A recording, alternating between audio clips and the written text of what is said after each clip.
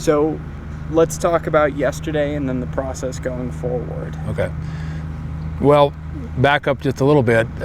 We stopped taking logs. The first step in this process was to cut logs off, and that was done on March 31st.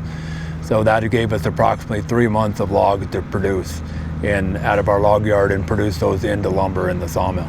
So yesterday, the last of those logs that were in our log yard, 3 months worth of log was produced, and last log was cut into lumber. So it's the first step of one of our processes to finish up on our way to our wind down. So excellent. And so let's talk about that wind down. Okay. What's that going to look like? Well, like I said, you cut the logs off, cut the logs into lumber, and then you have to have the finished product, which is all the lumber that's loaded onto the trucks and hauled out of here. So that's the next step. We're moving employees from the sawmill department, which was done yesterday. The majority of those employees will be going to the finish end department, which is our planer department, and that'll extend the hours over there to be able to run that product out quicker than normal as well. Okay. This is maybe a silly question. I mean, could you describe the mood yesterday? I mean, what was the atmosphere like here? Well, when we cut off the logs, that was the first step. So, I mean, that was the first one, and everybody, it's obviously this is a 6 months process to be done, but that was the first one. So that one's like, well, that's only number one. Well, number two's come upon us now. So, the mood is somber, but I mean, everybody here understands the issues, and our employees have been great. We've only lost a handful of employees prior to yesterday. There will be some more. Their last day was yesterday, but most of those employees had found other work. And so it's somber because you realize that that process, after you go through one step, there's another step. It just keeps rolling. So it's a somber environment, but I think we're here to document the process for our company history and to celebrate that with our employees. And our employees have been great through this, and it's a real credit to our workforce. Even after you have to make tough decisions, that they stayed with us and stuck to the end. So yeah.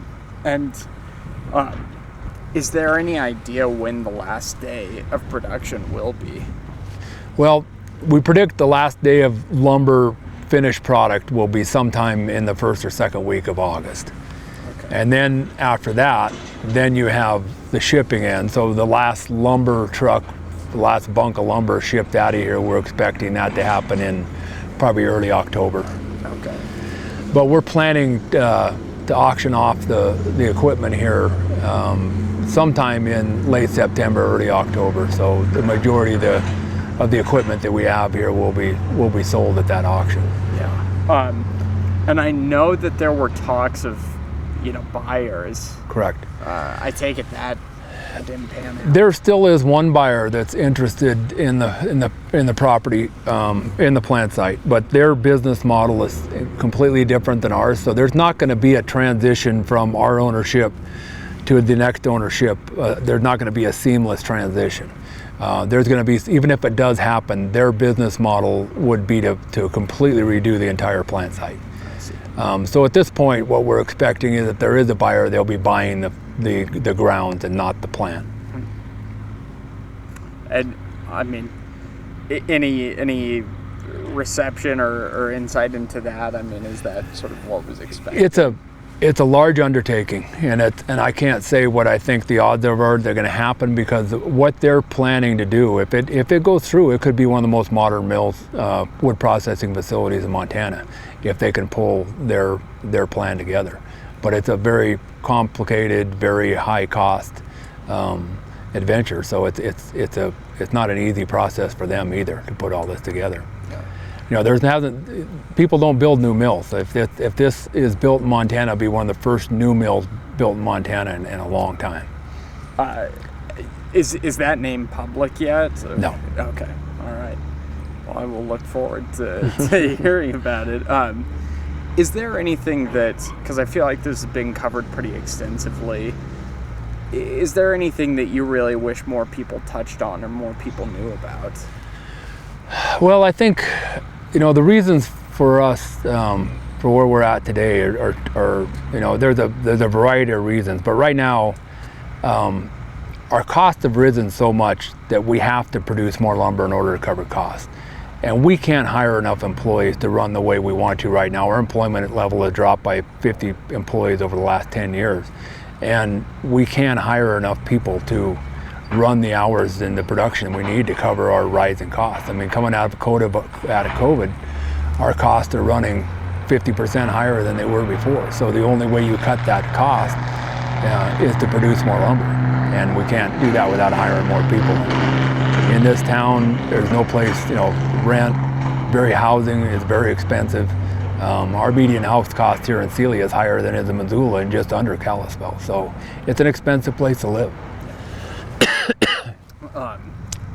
Now let's talk about, I guess, silver lining in all of this is I know that there's going to be a job fair on August 1st. August yes. 1st? Okay.